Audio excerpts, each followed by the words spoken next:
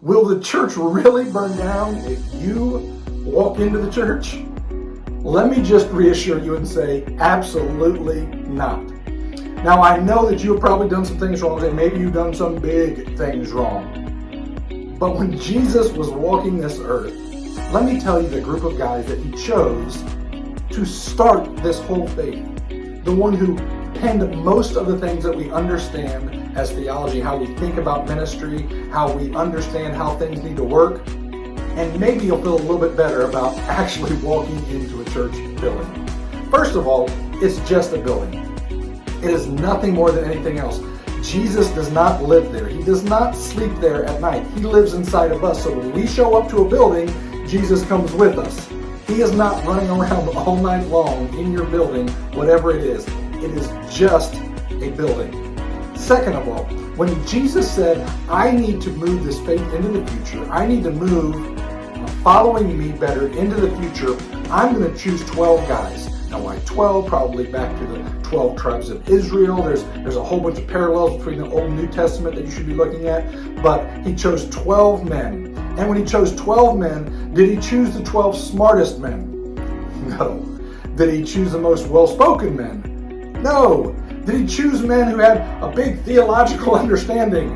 No, again. He chose fishermen. This makes me giggle a little bit when I think about this because I know the term cuss like a fisherman or cuss like a sailor. And he chose fishermen. He chose brothers.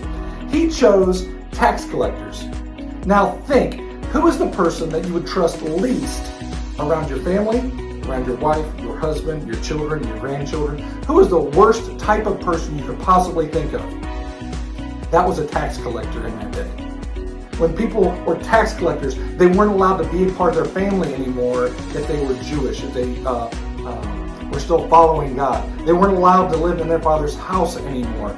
They often could not be a part of the synagogue anymore. Everyone absolutely pushed them away from the community because they were traitors to their faith, they were traitors to their people, and they were siding with Rome over the Jewish people. Now the Jewish people at this point had been absolutely murdered, tortured and murdered by Rome. So when somebody from my family is choosing somebody who peeled the skin off of my grandmother and now they're choosing them over me, there's no way. There's no way.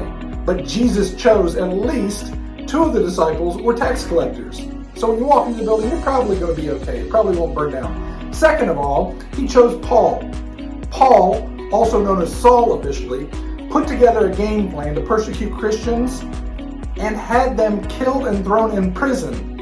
And then God said, that's the guy I want to write so much of the New Testament, to start all of these churches.